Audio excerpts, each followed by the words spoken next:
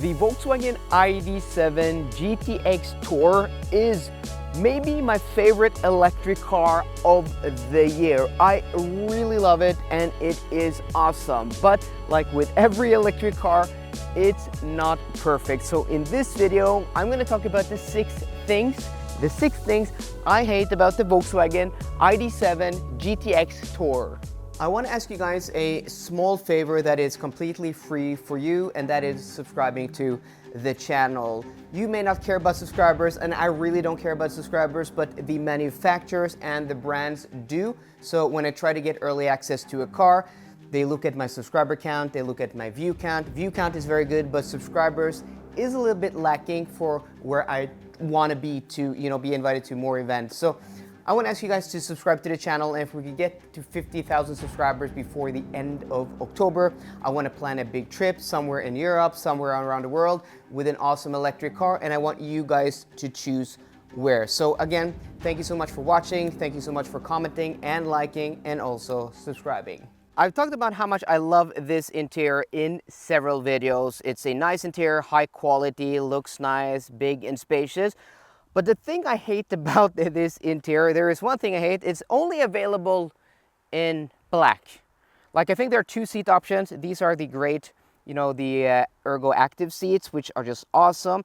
But I wish there were more color options, like give me a leather, give me a different material, give me something light, like a light colored leather, like a light gray or light beige, I mean even a red, whatever. Give me one choice. But yeah, I absolutely hate that, at least here in Norway, there's only black available for interior color. And that, yeah, not good, Volkswagen, not good.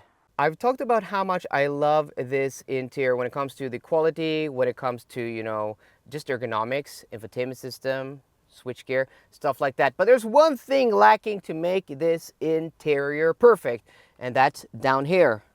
Because you open this up, yes, you have a lot of storage, really nice, but there's no freaking volume button. Just give me a volume knob, Volkswagen, somewhere down here where Audi put it, maybe up here, because this volume switch here, though it's easy enough to use, like, it's not the best. If this had a volume knob down here, it really annoys me because this interior otherwise is so darn good.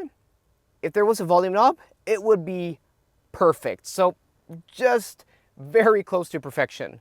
Well, very close to perfection except for the window switches. As you can see here, we only have two window switches, but we have 1, 2, 3, and 4 windows in this car. And to operate the rear windows, you have to press this rear button and then it lights up. And it's kind of a non-responsive touch panel, at times. So I don't know. I really don't like this. Like, just give us 2 extra buttons. How much extra would that cost? And it would be a lot easier to use.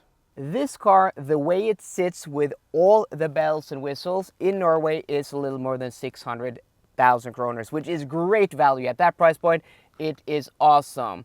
But you may be thinking, okay, I don't need a performance, I don't need all-wheel drive, maybe I don't need the big battery pack because there is a smaller battery pack version.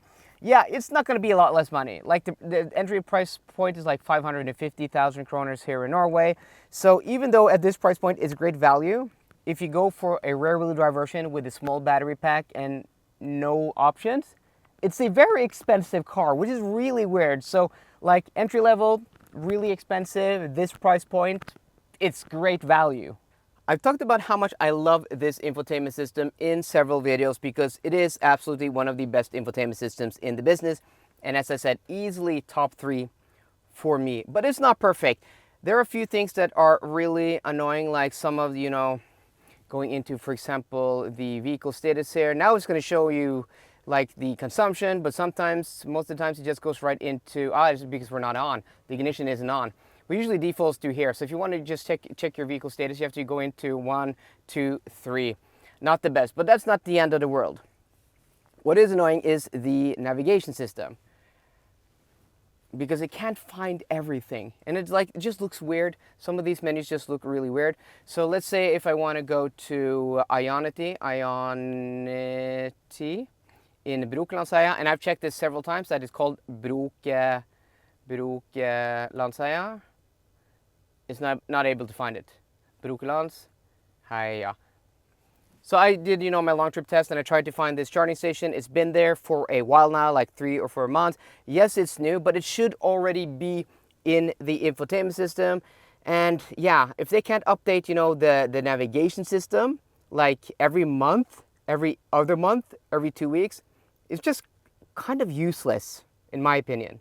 340 horsepower in a car that weighs almost 2.4 tons just isn't enough for calling this a performance vehicle, which is what the GTX badge implies. I mean, at speed, it's just lacking in performance because this is a big car, it's a heavy car, and when you're going on a motorway or you want to pass cars on a country road, it doesn't feel fast. And yeah, I hate the performance of this car.